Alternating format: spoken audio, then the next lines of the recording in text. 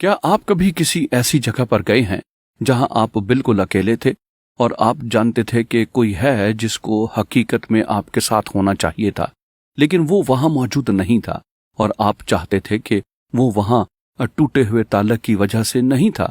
یہ افسوسناک ہے، یہ اس لیے المناک ہے کیونکہ ایک بنی آدم کا دوسرے بنی آدم کے ساتھ ٹوٹا ہوا رشتہ ٹوٹ چکا ہے، لیکن یہ ایک اور وجہ سے بھی المناک ہے جو آپ کو معلوم ہونا چاہیے کہ ٹوٹے ہوئے رشتے ہماری دعائیا زندگی پر اثر انداز ہوتے ہیں۔ حقیقت میں یسوع مسیح نے کہا، اگر تو قربان گاہ پر اپنی نظر گزرانتا ہو اور تیرے بھائی کو تجھ سے کچھ شکایت ہو تو پہلے جا کر اپنے بھائی یا بہن سے ملاپ کر اور تب آ کر اپنی نظر گزران۔ اور پہلا پطرس یہ کہتا ہے، ویسے میں ایک شوہر ہوں اور مجھے بھی اس سے نمٹنا ہے، اور یہ شوہروں سے کہتا ہے، یعنی اس خط میں یہ کہا گیا ہے کہ شوہروں تم بھی بیویوں کے ساتھ عقل مندی سے بسر کرو تاکہ تمہاری دعائیں رک نہ جائیں۔ کیا آپ جانتے ہیں کہ آپ کی دعائیا زندگی رک سکتی ہے اگر آپ کا رشتہ ٹوٹا ہوا ہے؟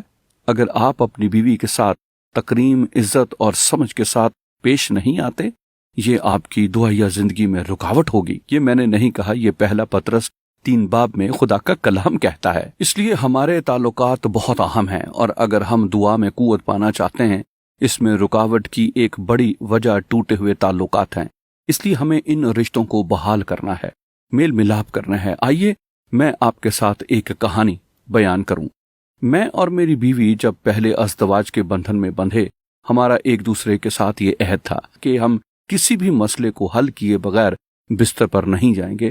ہم مسئلہ حل کرتے اور پھر بستر پر جاتے، اور زیادہ تر ہم نے ایسا ہی کیا، ماں سوائے ایک وقت کے جب ہم نے ایسا نہ کیا۔ ہم دلائل پیش کر رہے تھے، مجھے یاد نہیں کہ یہ کس چیز کے متعلق تھا، لیکن مجھے یہ یاد ہے کہ وہ غلطی پر تھی اور میں صحیح تھا، یہ میرا خیال تھا، اور ہم اس رات بستر پر سو گئے۔ وہ خدا کے اطمینان کے ساتھ جو سمجھ سے بالکل باہر ہے سو گئی، اور میں کروٹیں بدلتا رہا، اور میں نے خدا کو دلیل دی اور کہا اس کو جاگتے ہونا چاہیے تھا، مجھے سویا ہونا چاہیے تھا۔ اور خدا نے میرے دل سے کلام کیا اور کہا، تم نے نہیں سمجھا، تم نے اپنی بیوی کے ساتھ سوچ سمجھ کے ساتھ سلوک نہیں کیا۔ اور میں نے اسے اٹھایا اور کہا، پیاری بیوی مہربانی سے مجھے معاف کر دیجئے۔ اور اس نے کہا، اوہ ٹھیک ہے، اور وہ دوبارہ سو گئی۔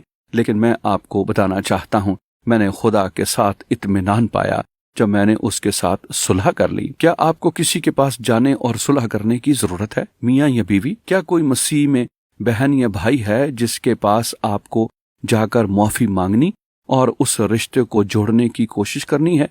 آپ کہتے ہیں، لیکن سیمی اگر وہ نہیں چاہتے تو کیا ہوتا ہے؟ خوب، یہ ان کا مسئلہ ہے، آپ کا نہیں ہے۔ آپ کو یقین کرنا ہے کہ آپ نے اس شخص کے ساتھ صلح کرنے کے لیے سب کچھ کیا ہے۔ اس شخص کے ساتھ صلح کرنے کے لیے جو کچھ کرنے کی ضرورت ہے کریں، اور آپ مسیح کے ساتھ تعلق جاری رکھیں، اور خدا اپنے آپ کو آپ پر ظاہر کرے گا۔ خدا آپ کو برکت دے گا۔